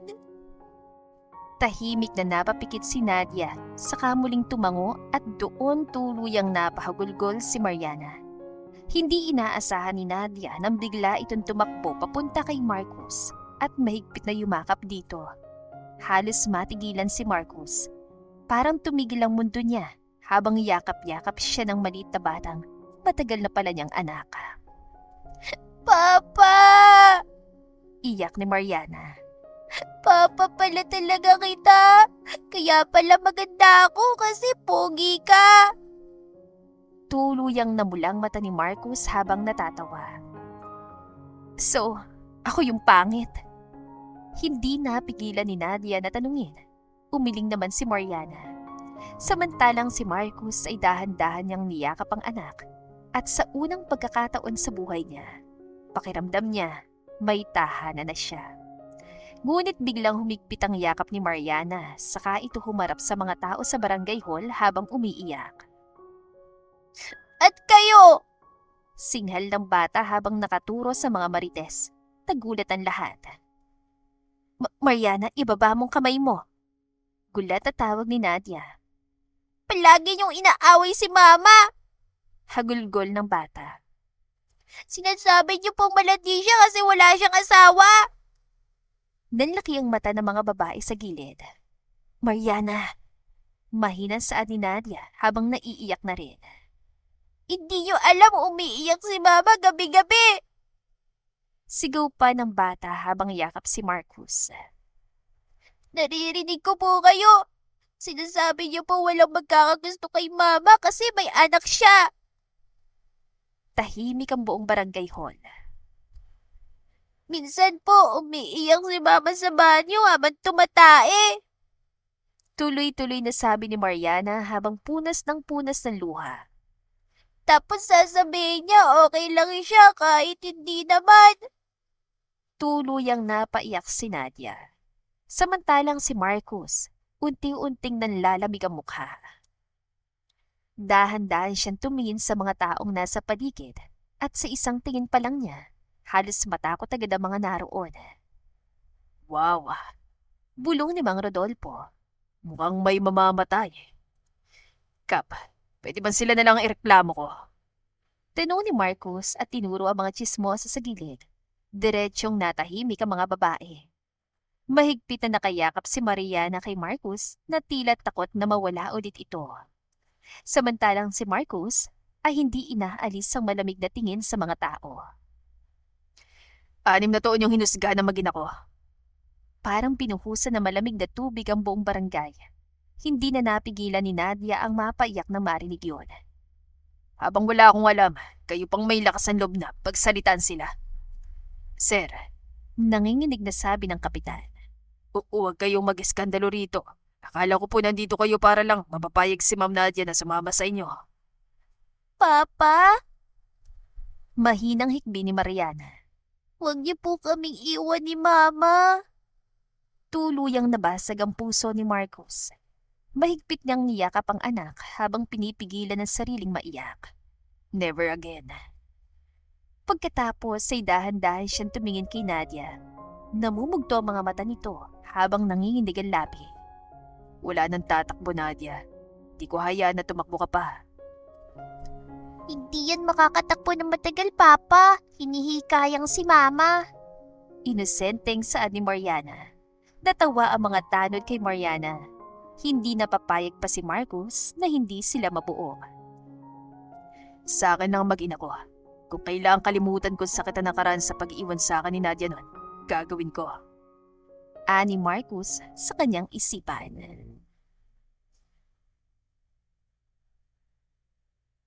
Kinagabihan, tahimik ang maliit apartment ni Nadia. Tanging mahinang tunog lang ng electric fan at cartoons mula sa luma nilang TV ang maririnig. Nakahiga si Mariana sa gitna ng kama habang yakap-yakap ang bagong teddy bear na binili ni Marcos kanina matapos itong sabihin na traumatized daw siya sa barangay. Mama, Mahinang saad ng bata habang inaantok. kapag pa may Papa na hindi na tayo maghihirap, hindi na lang ikaw ang magtatrabaho. Napapikit si Nadia. Samantalang si Marcus na nakaupo sa monoblock chair, malapit sa kama, ay halos matawa kahit masakit pa rin ang kanyang dibdib. Baby, bakit pera agad ang iniisip mo? Kasi po, Singhot ni Mariana. kapag may Papa sa TV, mayaman. Napailing si Nadia. Matulog ka na nga para mabilis kang gumaling. Papa, Tawag muli ng bata. Diretsyong napatingin si Marcos dito. Hindi niya aakalaing may isang batang tatawag sa kanya ng ganoon at magpapahina ng tuluyan sa kanya. Hindi ka po ba aalis? Inosenteng tanong nito. Natahimik sandali si Marcus bago siya sumagot. Hindi, kung ayaw mo. Agad na yumakap si Mariana sa braso niya. Bawal ka pong umalis. Baka mawala ka ulit ng 6 years. Anito. Diretsong kumirot ang dibdib ni Marcus. Hindi niya alam kung ilang beses siyang masasaktan ngayong gabi sa simpleng salita ng anak niya. Hindi na mangyayari yon. Wala ring nobya si Papa. Hindi ko na kayo ulit hayaan na mawala. Unti-unting pumikit si Mariana hanggang sa tuluyan na itong makatulog. Tahimik lang si Nadia habang inaayos ang kumot ng anak. Ngunit ramdam na ramdam niya ang tingin ni Marcus sa kanya at iyon na mas lalong nagpapabilis ang tibok ng puso niya. Nang masiguradong tulog na si Mariana, ay dahan-dahang tumayo si Nadia. Pwede ka nang umalis at pwede naman nating ipaliwanag sa nobya mo tungkol kay Mariana at sa nakaraan natin. Hindi mo kailangan na sirain ang anumang buhay mo ngayon dahil na nakita mo kami. No, Nadia. Hindi ako alis. Diretso siya napatingin dito. 6 na taon kong pinagdarasal na magtagpo ang landas natin. Mabigat na katahimikan. Dahan-dahan tumayo si Marcos hanggang sa halos magkalapit na sila. Napatras si Nadia ngunit agad ding napahinto nang sumandal ang likod niya sa dingding. Why? Ngayon ang tamang oras sasabihin sa akin ang mga dahilan mo. Mababa ang boses ito. Why did you leave me, Nadia? Bakit hindi mo sinabi sa akin na may anak tayo? Napapikit siya dahil kahit anong gawin niya, mahina talaga siya pagdating kay Marcus. Ayokong maging dahilan ng gulo sa pamilya mo. Tahimik na nakatingin si Marcus sa kanya habang unti-unting namumuo ang luha sa mga mata niya at kasabay nun, unti-unting bumalik sa isip ni Nadia ang araw na tuluyang sumira sa lakas ng loob niya. Sige, sasabihin ko sa'yo. Maulan noon. Katatapos lang ng klase ni Nadia sa university kung saan sila nag-aaral ni Marcus. Bibili pa siya ng cake dahil kaarawan nito, ngunit papasok muna siya sa trabaho. Nako, malilit lang akong umuwi kay Marcus. Libog na libog pa naman yun kapag maulan. Saad sa hangin ni Nadia at bumungis-ngis. Hindi naman siya nagsisi kahit na pagtatalik lang ang namamagitan sa kanila. Nagmamadali siyang maglakad palabas ng gate habang yakap-yakap ang mga libro niya dahil naghihintay pa siya ng part-time shift sa cafe. Ngunit bigla siya napahinto nang may humintong mamahaling itim na sasakyan sa harapan niya. Unti-unting bumukas ang pinto at doon bumaba ang isang eleganteng babae.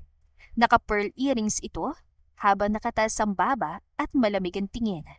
Si Veronica Velasco, ina ni Marcus, ang dean sa kanilang paaralan. Nanlamig agad ang buong katawan ni Nadia. Miss Flores, malamig nitong bati. Napayuko agad si Nadia. Good afternoon po. Sumakay ka. Anito, hindi yon pakiusap. Utos yon at kahit nanginginig ang katawan niya ay napasunod siya. Tahimik ang loob na sasakyan. Tanging tunog lang ng ulan ang maririnig. Hanggang sa biglang nagsalita ang ina ni Marcos habang nakatingin lang sa labas. Magkano? Natigilan si Nadia. Po? Dahan-dahan lumingon na babae sa kanya. Magkano halaga mo? Para layo ng anak ko. Parang binuhusan na malamig na tubig si Nadia. Hindi ko po kayo naiintindihan. Stop pretending! Putol ni Veronica sa kanya. Mariing napahawak si Nadia sa bag niya. Alam ko nakikipagtali ka sa anak ko. Dagdag nito. Tuluyang namutla si Nadia. Pakiramdam niya, huminto ang paghinga niya. Akala mo hindi ko malalaman? Malamig nitong dagdag. Marcus Velasco has never chased a woman this badly before. Sino ka ba, ha? Isang bayarang babae na nagbebenta ng katawan para makapag-aral? Sisirain mo lang ang kinabukasan ng anak ko. Napababa ng tingin si Nadia. Dahil totoo, sobrang mahal siya ni Marcus at yun mismo ang kinakatakot niya. Tell me, Nadia, magkano? Ani Veronica. Hindi ko po kailangan ng pera niyo. Natawa ng mahina si Veronica pero walang init yun. Talaga ba? Hindi ba namamasukan ka sa cafe pagkatapos ng klase? Diretsyong kumirot ang dibdib ni Nadia. Akala mo, hindi kita kayang ipa-background check? Isa kang ulila at takas sa ampunan. Kumapit ka sa ko para lang mahututan siya ng pera at makapag-aral ka. Malamig niyang turan. Tahimik lang si Nadia habang nanginginig ang labi. Isa kang mahirap na babae na ginagamit ang katawan para makakapit sa isang mayaman. Dagdag nito, tuluyang napaluha si Nadia. Hindi po totoo yan. Mahal ko po si Marcus. Then, why are you sleeping with him? Mahal? Pera niyang mahal mo! Sigaw nito at sinampal siya. Parang sinampal si Nadia sa tanong na yon. Mas masakit pa yon kaysa sa pagkakasampal sa kanya sa pisikala. Hindi siya makasagot. Dahil kahit anong sabihin niya, totoong init lang sa katawan ang relasyon nila ni Marcus at alam niyang marumi yon sa paningin ng mga tulad ni Veronica Velasco. Makinig kang mabuti. Anito, malamig na malamig ang boses ito. May nakatakda ng future para sa anak ko at hindi ka kasali ron. Dahan-dahang kumuha si Veronica ng litrato mula sa bag niya, saka inibot yon kay Nadia. Isang magandang babae. Sosyal, elegante, perpekto. Anak siya ng business partner namin. Saad ng matanda. Parang nanikip ang dibdib ni Nadia. Ipapakasal ko si Marcos sa babaeng yan. Dagdag nito, nanlabong paningin ni Nadia. Hindi si isang babaeng nagpapagamit kapalit ng tuition. Dagdag nito, tuluyan ang bumagsak ang luha ni Nadia. Hindi ko po ginagamit si Marcus. Pero sisirain mo pangarap niya. Hindi ka nga sigurado kung mahal ka niya. 2 taon nang itinanda niya sa'yo. May maliwanag na hinaharap ang anak ko at ayokong padalimin mo yon. Saad nito, napakurap si Nadia. Kapag ipinilit yung dalawa na manatili sa isa't isa, aalisan siya ng mana ng asawa ko. Sa tingin mo ba talaga, ikakasaya mo kapag nahihirapan si Marcus? Tanong nito. Diretsyong naniga si Nadia. Walang negosyo, walang shares, walang kahit ano. Dagdag ni Veronica, parang nawala ng hangin sa paligid. At kasalanan mo lahat yon. Sisirain mong buhay ng anak ko, Nadia. Dagdag nito, mariing napakagatlabi si Nadia habang umiiyak. Isa kang mababang uri ng babae. At iyon ang dahilan kung bakit ikaw ang pinakamalaking problema sa buhay niya ngayon. Maanghang na wika nito. Parang dinurog ang puso ni Nadia dahil alam niyang totoo yun. Paano po kung buntis ako? Mahal niya si Marcus. Layuan mo siya at ipalaglag ang bata. Utos si Veronica. Mahina nang umiiling si Nadia habang umiiyak. Dahil oras sa sirain mong future ng anak ko. Lumapit si Veronica sa kanya at malamig na bumulong.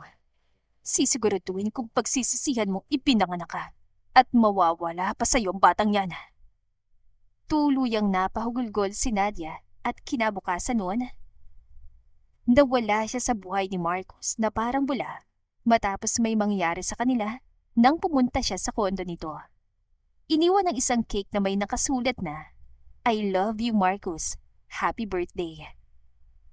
Birthday cake na sana'y paglalagyan niya rin ng isang PT na may positibong resulta pero hindi natuloy dahil sa takot. Tahimik ang apartment. Tanging hikbi lang ni Nadia ang maririnig matapos sabihin lahat kay Marcus. Habang si Marcus ay tuluyang natigilan, parang nawalan siya ng dugo sa mukha. What? Si Mama? Nanginginig na napapikit si Nadia. Sinabi ng mami mo na sisirain ko raw ang buhay mo. At natatakot ako na tuluyang mawawala si Mariana Marcus. Mariing nakakuyom ang kamao ni Marcus. Halos manginig ang panga niya sa galit. Hindi ko kayang panoorin na mawalan ka ng pamilya. Mana't pangarap dahil sa akin. So you left me. Not because hindi mo ko mahal, kundi dahil takot ka? Basag ang boses nito. You were everything to them, Marcus. Unti-unting namulang mata ni Marcus. You were everything to me, Nadia. Mahal kita noon pa. Tuluyang napaiyak si Nadia. Dahil hanggang ngayon, masakit pa rin. Parang tuluyang nanghinang buong katawan ni Nadia sa narinig. 6 na taon. 6 na taon niyang pilit tinatagong pagmamahal niya kay Marcus dahil sa takot. Ngunit ngayong kaharap niya ito, parang bumabalik lahat. Unti-unting lumapit si Marcus sa kanya hanggang sa halos magdikit ang noo nila. Tumingin ka sa akin, Nadia. Dahan-dahang napatingin si Nadia rito habang puno ng luha ang mga mata niya. Bakit mo inisip na pipiliin ko ang pera kaysa sayo? Marcus, ikaw ang pinili ko noon na hinahanap kita. Para akong masisira ng ulo. Ganun ako kabaliw sa'yo, Nadia. Hinaplos nito ang pisngin niya. At ikaw pa rin ang pipiliin ko ngayon. Hindi na kita hayaan na makalayo pa. Tuluyang napapikit si Nadia nang maramdaman ng marahang halik ni Marcus sa noo niya. Hindi madalian, hindi marahas, kundi puno ng pangungulila. Hindi ko na hayaang matakot ka ulit. Tahimik siyang napaiyak habang nakakapit sa polo nito. Ngunit biglang may nagpeke ng ubo. Pareho silang napatalon sa gulat. Paglingon nila ay nakita nilang gising na pala si Mariana habang nakasimangot sa kama. Pwede bang hinaan niyo lang pagiging sweet po? Reklamo nito. Nilalagnat po ako. Ako po ang need ng lambing, yakap, sulat, kispirin. Napatawa si Marcus habang pinupunasan ni Nadia ang luha niya. Tsaka mama, Kunot noong sa dito. bakit ngayon ka lang nagjojowa ng mayaman? Sana noon pa. Mariana? Gulat na sita ni Nadia. Dapat ngayon lang, anak. Kay Papa lang dapat. Kung noon pa nagkajowa si Mama, paano na ako? Tanong ni Marcus. Sa unang pagkakataon, matapos ang 6 na taon, masaya ulit ang puso niya.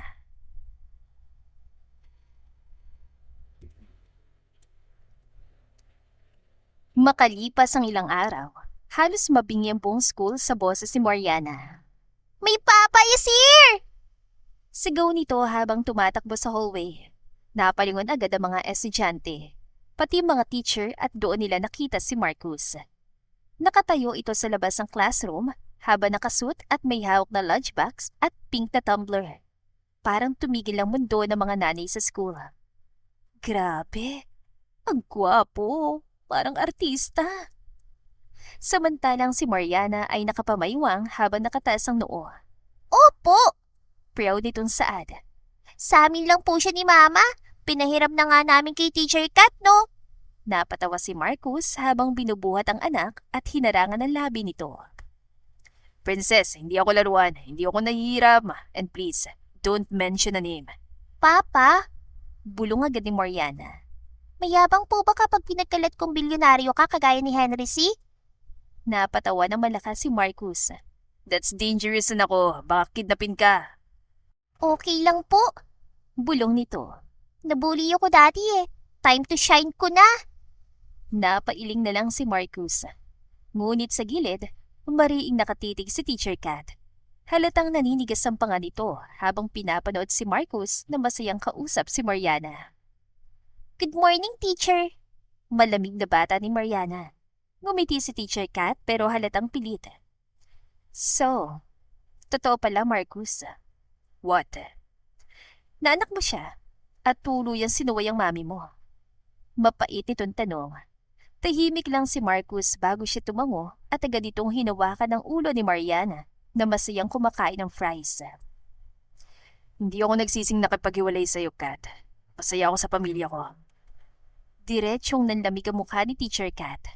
Dahil ilang taon itong hinintay si Marcus para lang piliin ng ina nito. Ilang taon itong inisip na baka balikan siya ng lalaki. I see. Ipaparating ko to kay Tita Veronica. Pananakot ito. Mama said po, Singit bigla ni Mariana habang nakataas ang kamay. bawal po magselos. Halos mabulunan si Marcus dahil sa kakuitan ng anak. Mariana, warning na saad niya. Ano po? Inosenteng sagot ng bata. Teacher, move on na raw po sabi ni Mama. Nakita ni Marcos si Nadia na nasa pinto. Naka-uniform si Nadia ng cosmetic branch habang nakatali ang buhok nito. Uuwi na kami, Kat. Wala akong pakialam kung ipaparating mo kay Mami. Kamagalala, may balak din naman ako ipakilala magin ako. Lumipas sa mga araw na parang panaginip para kay Nadia, hindi pa rin siya sanay. Sanay siya sa pagod, sa kakulangan. Sa tahimik na apartment nilang mag-ina, pero hindi siya sanay. Sa isang Marcos Velasco na 6 pa lang ng umaga ay nasa labasan ng apartment nila habang may dalang almusal at bulaklaka. Mama! Sigaw agad ni Mariana habang sumisilip sa bintana. Andiyan na po sugar daddy natin! Mariana? Gulat na sita ni Nadia habang muntik nang mabilaukan sa kape. Ngunit natawa lang si Marcus pagkapasok nito sa apartment. Naka-polo shirt lang ito at mukhang bagong ligo habang may hawak na sunflower bouquet. Good morning sa dalawang pinakamagandang babae sa buhay ko. Mama, Bulong agad ni Mariana. parang teleserye talaga buhay natin. Noon, sardinas lang breakfast natin. Ngayon, bacon na, delivered by our sugar daddy. Mariana? Saway ni Nadia. Papa, gusto ko po princess team sa birthday ko next week. Saad ng anak. Napatawa si Marcus habang inilapag ang mga paper bag sa mesa. May champurado para sa prinsesa ko at sinangag para sa reyna. At okay, lahat ng gusto mo sa birthday mo, gagawin natin. Yay! Sigaw ng bata, saka agad yumakap sa binti niya. At gaya ng mga nakaraang araw, hindi na nawawala si Marcus. Hatid sundo niya si Mariana araw-araw. Siya rin na naghahatid kay Nadia sa cosmetic branch nito. Minsan pa nga sinusundo niya ito habang may dalang milk tea at bulaklak, kagaya nung college sila at tuwing ginagawa yun ni Marcus. Halos himatayin na mga katrabaho ni Nadia. Te, bulong ng isa niyang katrabaho habang nakasilip sa glass door ng branch. Asawa mo ba yung nasa labas? Namula agad si Nadia. Hindi. Bakit palagi may dalang bulaklak at chocolate? Maliligaw mo? Anito. Halos mapipikit na lang si Nadia sa hiya. Sa labas kasi, nakasandal si Marcus sa mamahaling kotse nito habang may hawak na pink roses at nang makita siya nito, diretso itong umiti. Yung iting dati niyang kinababaliwan. Hi, my soon-to-be wife. Diretsong uminit ang mukha ni Nadia. Bakit may bulaklak na naman? Bumabawi ako. 6 na taon kitang hindi nasuyo. Napakurap si Nadia at bago pa siya makapagsalita, ay inabot na ni Marcus ang bulaklak. Kaya araw-araw kita niligawan hanggang mapatawad mo ko sa lahat ng panahong wala ako. Tuluyang natahimik si Nadia dahil kahit anong pilit niya, hindi niya kayang pigilan ang puso niya na muling mahalin si Marcus. Samantalang sa gilid, nakasabit si Mariana sa kotse habang may hawak na fries. Mama, Seryoso nitong Saad. sagutin mo na po. Nahihiya na ako maging third wheel. Napatawa ng malakas si Marcus. Ngunit sa likod ng lahat ng saya, hindi nawawala ang takot ni Nadia. Lalo na tuwing nababanggit ang pangalan ng ina ni Marcus. Kaya isang gabi, tahimik silang tatlo na kumakain ng dinner sa apartment nang biglang magsalita si Marcus. Nadia, napatingin siya rito. Pwede ba kita makausap? Natahimik si Mariana at agad na tumayo. Mukhang for adult na naman to. Saad nito habang bitbit ang juice. Sige po, pupunta muna ako sa kapitbahay para maki-wifi. Mariana? Ngunit tumawa lang ang bata saka tumakbo palabas. Pagkasara ng pinto, muling bumigat ang katahimikan. Dahan-dahang hinawakan ni Marcus ang kamay ni Nadia sa ibabaw ng mesa. Baby.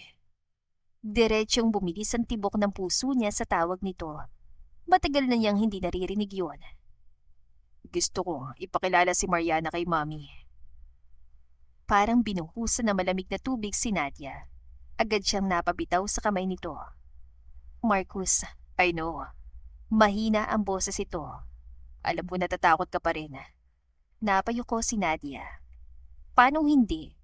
Hanggang ngayon, Sariwa pa rin sa isip niya ang bawat salitang sinabi ni Veronica Velasco noon. Mababang babae, bayaran, walang kwenta, at higit sa lahat, banta nito na sasaktan ng anak niya. Ayoko. Mawala kayo ni Mariana sa akin, Marcus. Agad na hinawakan ni Marcus sa mukha niya. Look at me. Dahan-dahan siya napatingin dito. No one will take me and our daughter away from you. Mariing saan nito? Kahit si Mommy. Unti-unting namula ang mata ni Nadia. Hindi mo kilala ang mami mo kapag galit siya. Hindi mo rin alam kung gaano kita kamahal. Parang muling nanghina si Nadia sa sinabi nito. Lumapit si Marcus at marahang idinikit ang noo sa noon niya. Pagod na akong itago kayo. Mahina nitong hinaplos ang buhok niya. Pagod na akong makita kayong umuuwi sa maliit na apartment na to. Napapikit si Nadia. Come home with me. Parang huminto ang paghinga niya. Marcus, Nadia, kayong buhay ko ni Mariana. Hinawakan nito ang kamay niya at marahang hinalikan yun. Pakakasalan kita bilang babaeng mahal ko. Tuluyang napaluha si Nadia. Dahil sa unang pagkakataon, matapos ang 6 na taon, may taong gustong akuin siya. Hindi dahil naawa, kundi dahil mahal siya. Ngunit bago pa siya makasagot, ay biglang bumukas ang pinto. Mama! Sigaw ni Mariana. Pareho silang napatalon sa gulat. Hingal na hingal si Mariana habang may dalang chichirya. Mama, may tanong po ako. Ano na naman? Nandun na magkikis pa lang kami ni Papa mo pero istorbo ka. Mama? Seryosong tanong nito habang nakatingin sa kanilang magkadikit ang mukha. Kapag po ba lumipat tayo sa mansion ni Papa, pwede na akong umorder sa food panda nang hindi tumitingin sa presyo? Tuluyang napatawa si Marcus. Samantalang si Nadia ay napahawak na lang sa noo. Anak, natatawang sa ni Marcus. Mana ka talaga sa mama mo. Ano pong ibig sabihin nun? Tanong ni Mariana. Pareho kayong takot sa presyo. Sagot ni Marcus.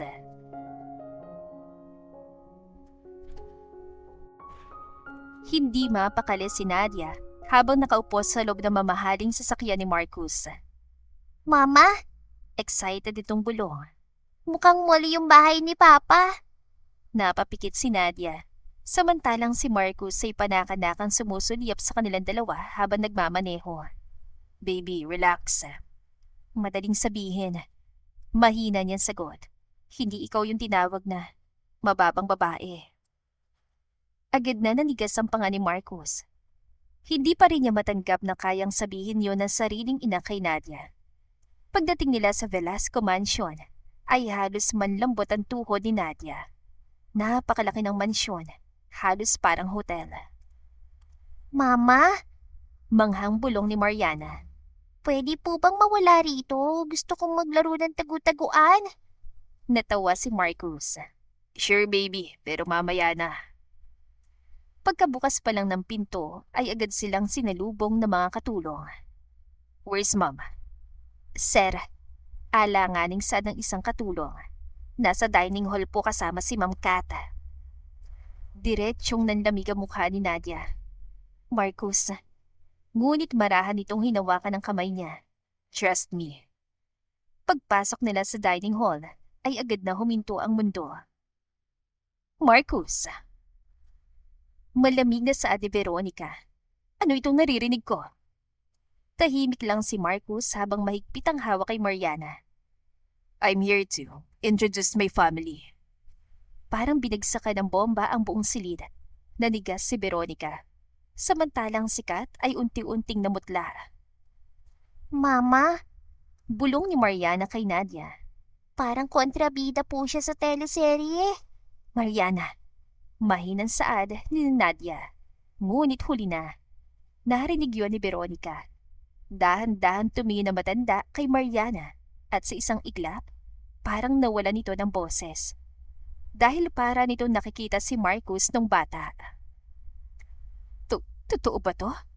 Mahina nitong tanong. She's my daughter, mama. Tahimik ang buong dining hall. Ngunit maya-maya ay malamig na natawa si Veronica. Ah, so, after all these years, binalikan mo pa rin ang babaeng yan? Diretsyong namutla si Nadia. Agad namang humigpit ang yakap ni Mariana kay Marcus. Mom, ngunit tila walang narinig si Veronica. Marcus, hindi ito babaeng nararapat sa'yo. Kat has been waiting for you for years. Stop! Hindi ko gusto si Kat. Alam mo dati pa lang si Nadia nang gusto ko. Nagsalita si Kat habang namumulang mata. Marcus, akong pinili ng mami mo para sa'yo. Ako yung bumuo sa image mo habang wala siya. Excuse me po. Singit bigla ni Mariana habang nakatas ang kamay. Project po ba si Papa? Napalingon lahat sa bata. Mariana! Halos maubos si Nadia. Ngunit seryosong nakatingin lang si Mariana kay Kat. Bakit po kayo galit? Inosente nitong tanong. Si Papa po. Si Mama naman talaga yung gusto. Si Veronica ay tuluyang nagtaas ng boses. Marcus Velasco, pipili ka ba talaga ng isang babaeng iniwan ka at nagtago ng anak mo? Tahimik si Marcus. Ngunit dahan-dahan niyang ibinaba si Mariana bago siya humarap sa ina. Yes, natigilan si Veronica. At pipiliin ko sila araw-araw. Bala ko na rin magpakasal. Ipinaalam ko lang, Mama, dahil nire-respeto kita kahit hindi mo yung ginawa kay Nadia. Mawawalan ka ng mana! Galita sigaw nito. Do you understand? Lahat ng pinaghirapan ng pamilya natin mawawala sa'yo! Diretsyong napatras si Nadia. Ito ang kinakatakot niya. Ito mismo. Marcus, tama na. Uuwi na kami. Mabilis niyang hinawakan si Mariana. Ngunit agad siyang pinigilan ni Marcus. No. Marcus, please. Hindi na ako papayag, Nadia. Namumulang mata nitong humarap kay Veronica.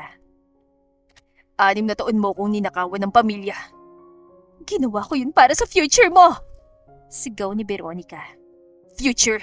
Anong silbi ng pera kung gabi-gabi akong wasak dahil wala sila? Tahimik ang buong mansyon, pati mga katulong ay hindi makagalaw. Alam mo ba kung ilang birthday ng anak ko na wala sa akin, Mama? Unti-unting namulang mata ni Veronica. Hindi ko nakita man lang yung unang lakad niya. Hindi ko siya nayakap nung nilalagdat siya. Hindi ko narinig ang unang tawag niya ng Papa. Hindi ko naprotektahan si Nadia nung mga panahon takot na takot siya sa'yo. Napakagatlabi si Nadia habang umiiyak. Samantalang si Mariana ay tahimik nang umiiyak habang hawak ang kamay niya. At ngayon, gusto mo pa rin piliin kong kayamanan? Mariing nakakuyom ang kamao nito. Then keep it! Parang huminto ang mundo. Nanlaki ang mata ni Veronica. What? I said keep everything. Ayoko ng negosyo. Ayoko ng shares. Ayoko ng mana. Unti-unti siyang lumapit kina Nadia at Mariana, saka mahigpit na hinawakan ng kamay nilang dalawa. Walang halaga lahat ng yun kung hindi ko makakasamang maging ako. Kaya kong magtrabaho at magsimula sa wala, Ma'am. Patutunayan kung kaya ko silang buhayin at mahalin. Tuluyang natahimik si Veronica, parang hindi nito matanggap ang narinig. Ngayon ko lang naranasan maging masaya. Napatingin siya kay Mariana na umiiyak. Ngayon ko lang naramdaman na may tahanan ako. At pagkatapos noon, mahigpit niyang niyakap si Nadia. At walang kayamanan ang kayang tumpasan sila. Tuluyang napaluha si Veronica dahil ngayon lang niya nakita ang anak niyang ganito. Hindi bilang CEO, kundi bilang isang ama, isang lalaking umiibig. Tahimik na napaupo si Veronica habang nanginginig ang labi. Mahal na mahal mo talaga siya. More than anything, Ma'am. Hindi ko igagaya sa akin ang anak ko na may broken family, Mama. Tahimik ang buong mansyon hanggang sa biglang nagsalita si Mariana. Pwede po bang umiyak later? Singhot nito. Kasi gutom na po ako. Natawa ng mahina ang ilang katulong. Pati si Nadia ay natawa habang umiiyak. Samantalang si Marcus ay tuluyang natawa at binuhat ang anak. Anong gusto mong kainin, Princess? Lahat po. Mabilis itong sagot. Rich kid na po ako ngayon? Mariana! Sabay na sita ni na Marcus at Nadia. Ngunit nagtawanan ng silang tatlo at sa unang pagkakataon, matapos ang 6 na taon, hindi na sila wasak. Buo na sila. Ngumiti si Veronica. Kaya mo na talaga mag-decision para sa sarili mo, anak. Tunay nga talaga kayong nagmamahalan. Opo, Ma'am Veronica. Mahal ko pong anak niyo. Ngumiti si Marcos samantalang nanlaki ang mga mata ni Nadia nang lumuhod ito. Then, my baby, love so sweet. Will you marry me? Umiiyak si Nadia na tumango. Yes. Nakangiting tumayo si Marcos at siniil ng nangangailangang halik si Nadia. Makalipas ang 1 taon, halos mapuno ng bulaklak ang garden wedding ni na Marcos at Nadia. Umiiyak ang mga bisita habang naglalakad si Nadia sa aisle. Samantalang sa harap, hindi maalis ang tingin ni Marcos sa babaeng minsang nawala sa kanya at sa gitna ng aisle ay si Mariana. Naka-princess gown habang may hawak na flower basket. Mama, Malakas itong bulong. bawal na umatras ha. Bayad na po suppliers. Natawa ang lahat. Habang si Marcos ay tuluyang napailing habang tumatawa at nang makarating si Nadia sa harapan niya, mahigpit niyang hinawakan ang kamay nito. Finally, we're getting married. Napaluha si Nadia. Dahil matapos ang lahat ng sakit, sa wakas, nakauwi rin sila sa isa't isa. Kasamang kambal na nasa sinapupunan niya. Napatunayan ni na Marcos at Nadia na ang tunay na pagmamahal ay marunong maghintay, magpatawad at lumaban kahit gaano kahirap ang pinagdaanan. Walang yaman o estado sa buhay ang hihigit sa pamilyang tunay mong mahal. Dahil sa huli, ang tunay na tahanan ay nasa mga taong pinipili kang mahalin araw-araw. Bago tuluyang magtapos ang kwentong pag-ibig, nais ko munang magpasalamat sa inyong lahat. Naglaan ng oras upang samahan sina Marcos at Nadia na nagpapatunay na tunay ng may pag-ibig. Ako nga pala si Aga, ang orihinal na sumulat ng kwentong ito. Maraming salamat! At dito na po nagtatapos ang ating kwentong pag-ibig.